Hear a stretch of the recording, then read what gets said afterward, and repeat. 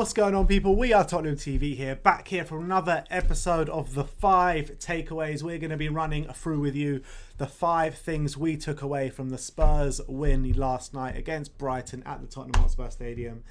Let's be honest, it wasn't the kind of game that we were expecting. Well, it kind of was the game we were expecting. It was really the game we were expecting. But it wasn't really a performance to kind of grab hold of and be proper proud of. It wasn't that marauding, attacking display, but there were some really positive signs in there.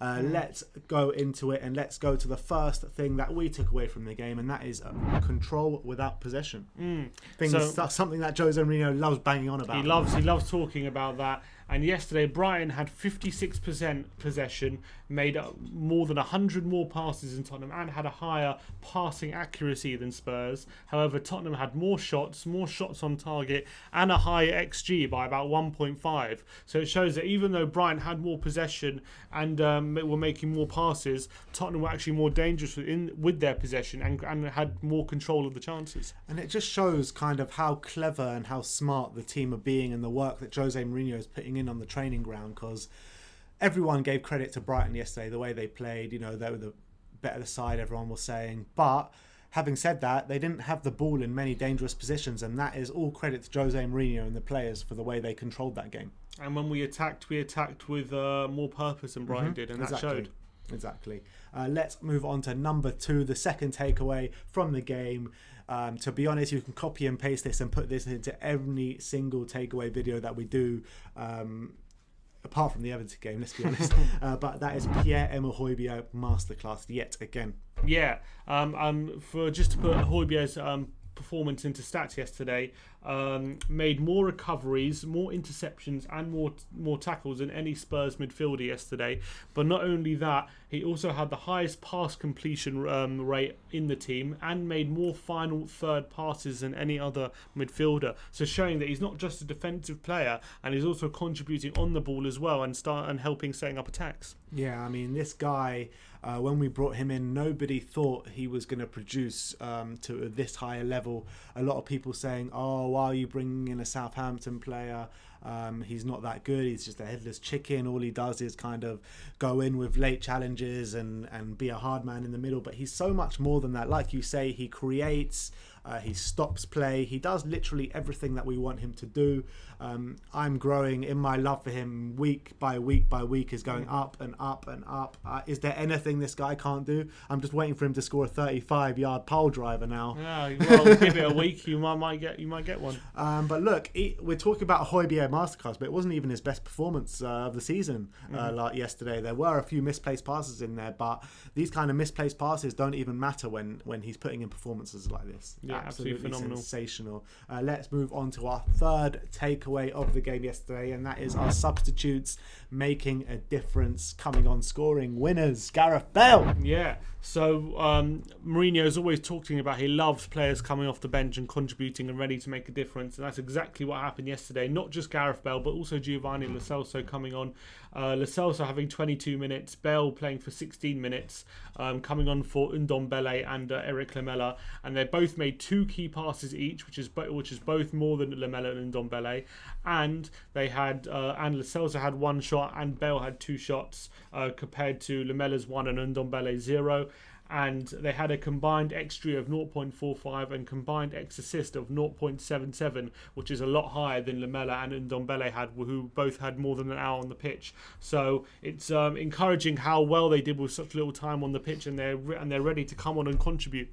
Yeah, you got to remember as well, these 2 players are not completely fully fit yet, and they're already making such a difference. Can you imagine when they're both fully fit? I mean, they probably won't be on the bench when they're both fully fit. Probably not, yeah, the way, the quality of them. But look, the squad, we all know we've got a great squad now. We've got a very deep squad. We've got numbers, we've got depth.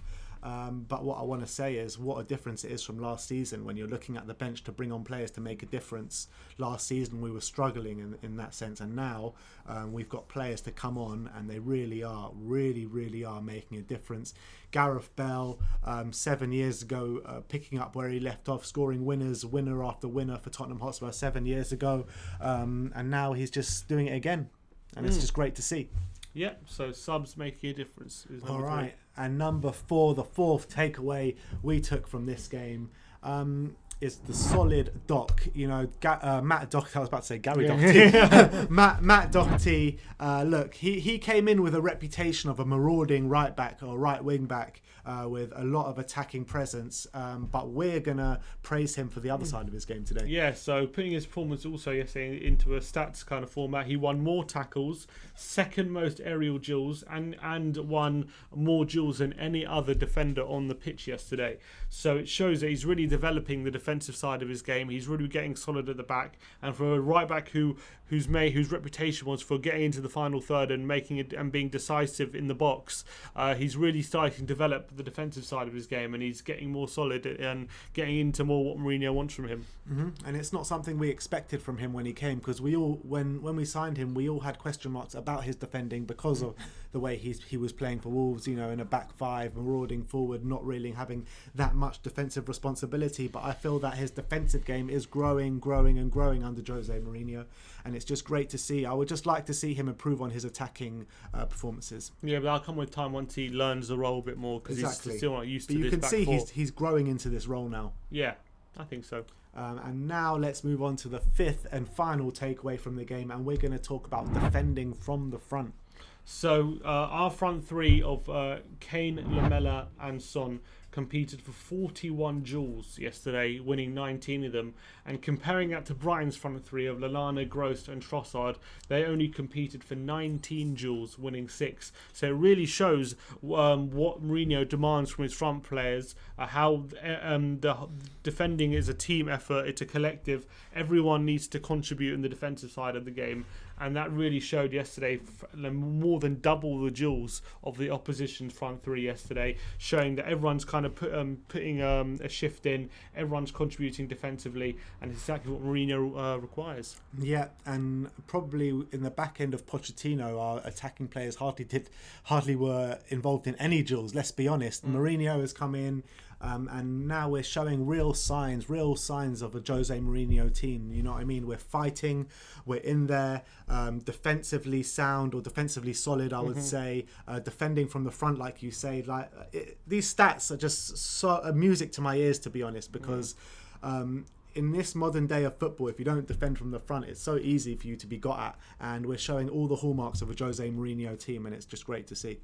Completely agree. All right, so there you have it. Those are our 5 takeaways from the 2-1 win against Brighton. We went for number 1, control without possession. Number 2, that Hojbjerg masterclass. Number 3, subs coming on to make a difference. Number 4, the solid Doc. And number 5, defending from the front. Let me know if you have any more takeaways from that game last night. Let me know what you think of our takeaways. And as always, come on you Spurs!